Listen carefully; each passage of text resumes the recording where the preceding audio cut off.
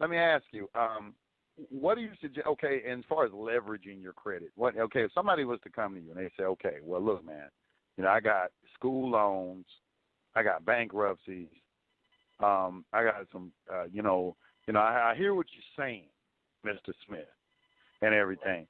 What do I do?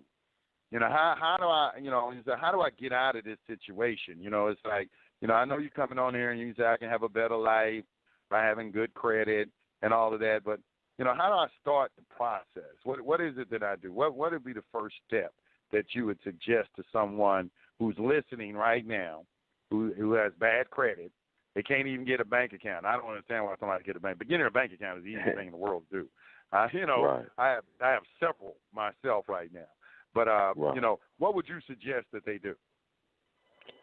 I mean, if they're in that bad predicament, they can do one or two things. They can take a real easy route and change their name, keep their social, and restart their credit. That's an easy route, and it works. Or they got to get to work in terms of fighting back with letters, fighting back with affidavits. Wait a minute. I got to go back. Wait a minute, because you just hit me with something I've never heard before. Change, because a lot of people listen to this show change their name. A lot of people, right. Because you can change your name and keep the Social Security number, and what happens with that? Yeah. Okay. If you change your name, you can keep your social, you keep your date of birth. And the reason why you're able to start your credit over, I know some people familiar with CPNs, they're familiar with tax ID numbers and not using the same zip code. And right. I kind of talk about that in the book because I explain how a lot of people don't see their current report or some of these ID analytics report. Those are reports that you don't see, and a lot of it is based off codes and geographical code and census tracts, right?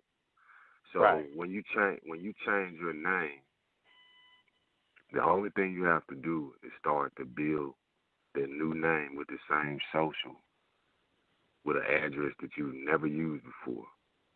Because the credit bureau's computer system, EOSCA, whatever you want to call it, it's a matching system. So if the computer doesn't read certain things, it will automatically generate a new credit file. So even if your credit file was to merge with your old name, it's an easy fight. Because with your new name, now you can go get a new Social Security card with that same social, but a different name. You can go and get a new driver's license with that different name. So what does that mean? So now, when I dispute with the credit bureaus, if my files were to merge, hey, that's not me. Here's my social, this is my name. Here's my driver's license, this is my name. Even if you wanted to go back and get your college degree reprinted with your new name, things like that, you can. You follow me? Right. So right. I mean, I'm not gonna lie. Like it's people throughout the United States is charging people big dollars to do this.